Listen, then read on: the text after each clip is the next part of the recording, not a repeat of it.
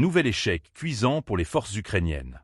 En moins d'une semaine, plusieurs positions stratégiques sont tombées aux mains des troupes russes.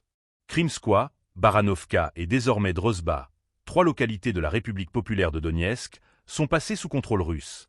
Un bouleversement sur le front qui souligne l'intensification de l'offensive menée par Moscou.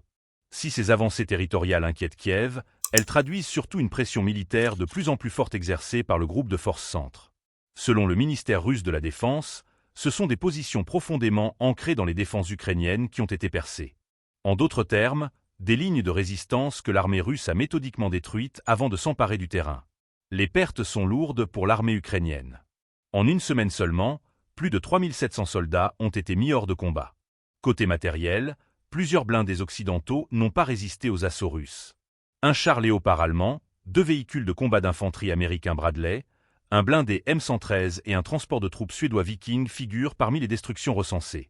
Au total, 29 véhicules blindés de combat et 34 pièces d'artillerie ont été neutralisés. Mais ce n'est pas tout.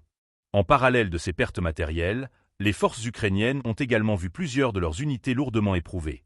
Des brigades mécanisées, des unités de Rangers, des forces aéromobiles et motorisées, sans oublier une brigade de marine et des éléments de la garde nationale.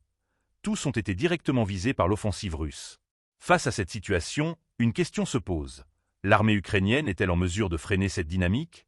Pour l'instant, Kiev ne donne pas d'indication sur la réalité du terrain, préférant minimiser l'impact de ces avancées russes. Pourtant, sur la ligne de front, la réalité est tout autre.